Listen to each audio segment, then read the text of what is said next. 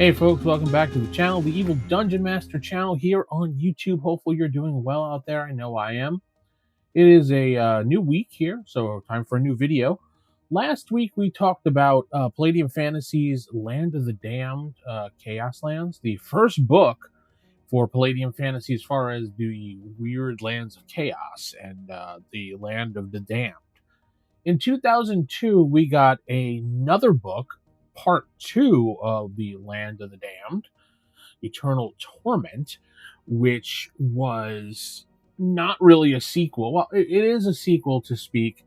First of all, it came out in 2002, written by Bill Coffin and Kevin Sambidia. And also, we get the cover art by Larry Elmore. I don't know if you can see that. Yeah, you can. That is our Larry Elmore cover. So he gets a dedication and a thanks in here for this second edition book, Land of the Damned. This is a first printing of the book here, and we got it signed many ages ago. So what I'm talking about today, obviously, is the Land of the Damned 2, Eternal Torment. But first, don't forget, ask the DM at theevildm.com is my email address, and don't forget to like, comment, subscribe if it's your first time here. If you want to support me, you click that join button, or go to patreon.com/theevildm. Anyway, with that all out of the way, we can talk about this. This is obviously a sequel to the first book. It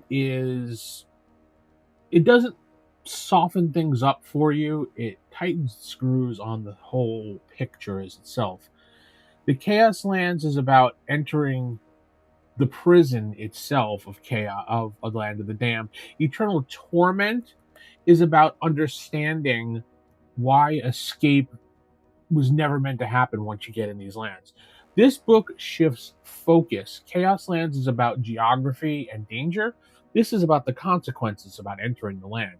Right away, the book tells you what it cares about: curses, undeath, endless punishment, history written as a warning, not a legend. Now, this book is a book about what happens after heroes fail.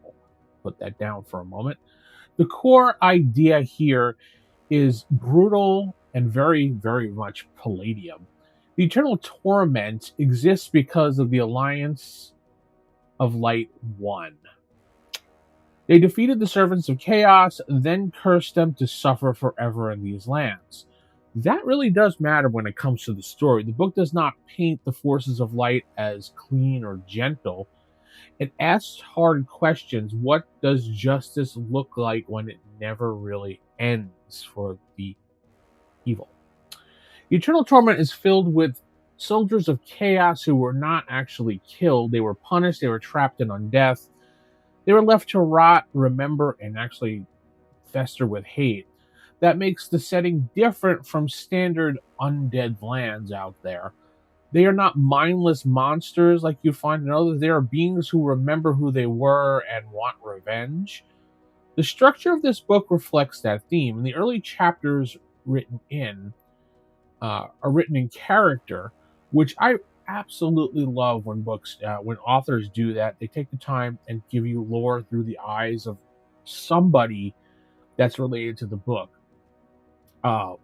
White Wolf was famous for doing that in the 90s with the vampire books and hunter and demon books, and I really enjoyed having those little stories when it comes to those things. It always added a touch of flavor and helps you learn the history of the game without having to sit there and read boring text like a lot of other books did. Don't get me wrong, that's fine, but a little added flavor, like, reports, lost chronicles, rumors, conflicting accounts, that's all in here told in character. The GM is told directly what the story is, what it's all about.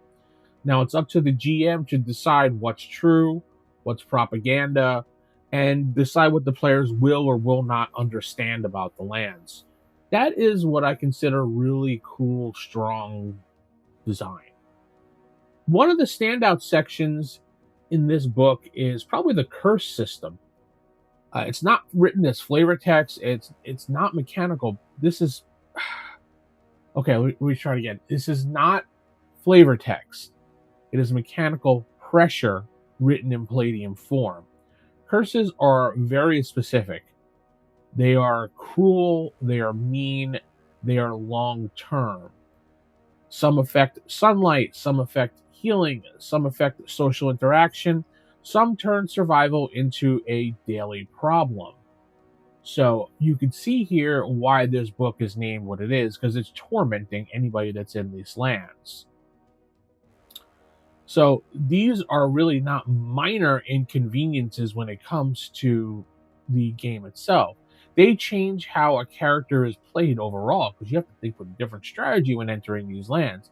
This is where Eternal Torment becomes a GM book for first and foremost. It gives you the tools to say this place leaves marks on you, and you will never forget them. The monster content is heavily undead. Very heavy undead, as we talked about before. It's got revenants, vampires, cursed beings, endless dead.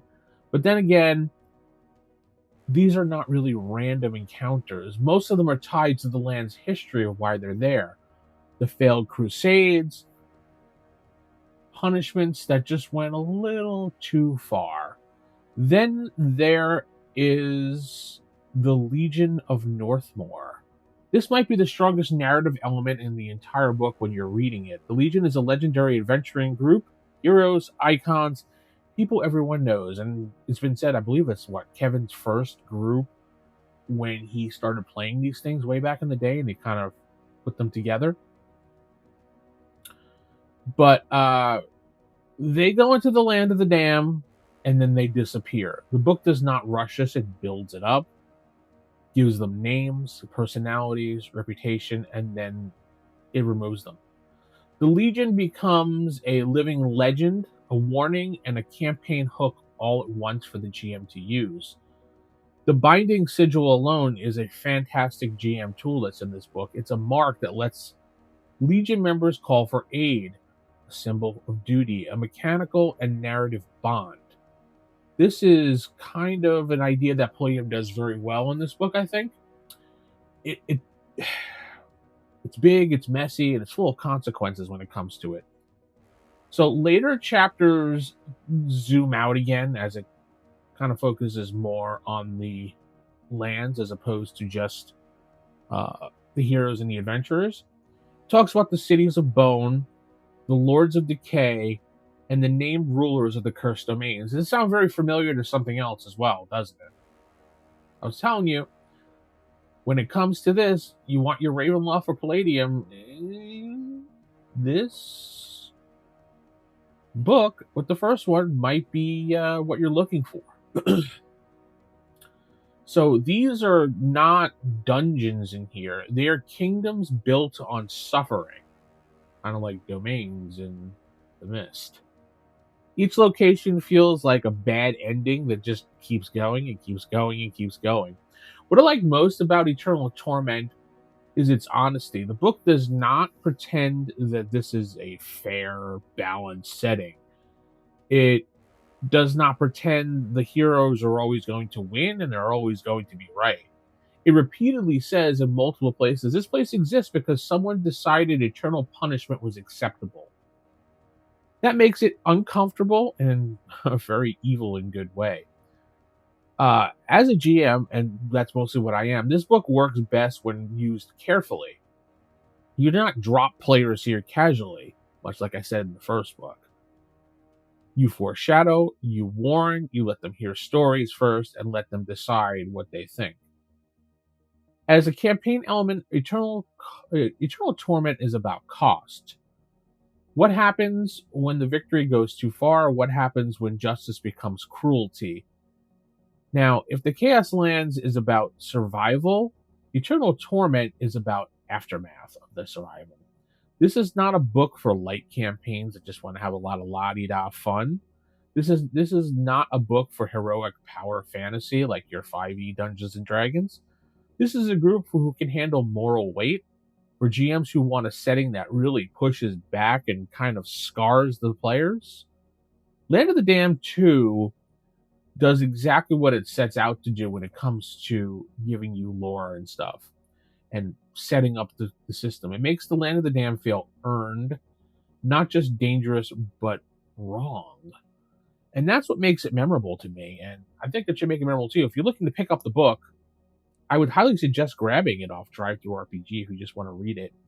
Or go to Palladium store and pick it up and get a hard copy. I mean, you could find Palladium books, and I'm not joking, in generally almost all half-price books, used bookstores.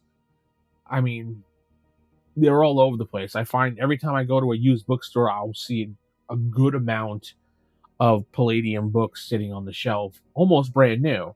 Now, I've had this book for quite some time, and look, it's still pretty much in very good shape.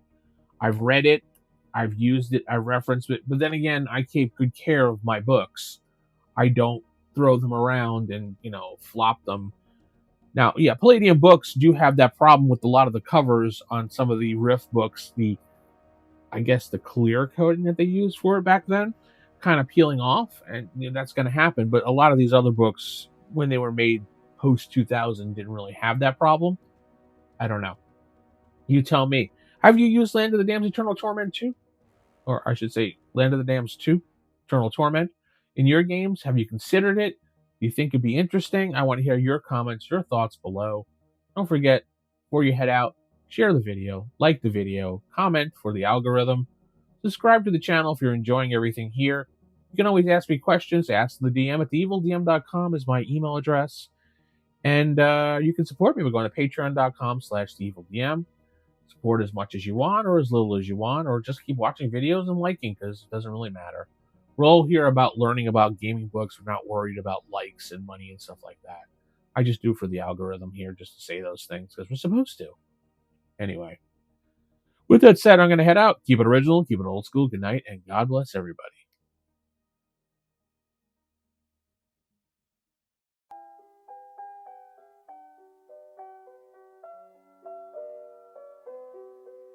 Don't ever laugh as the hearse goes by, for you may be the next to die. They wrap you up in a big white sheet from your head.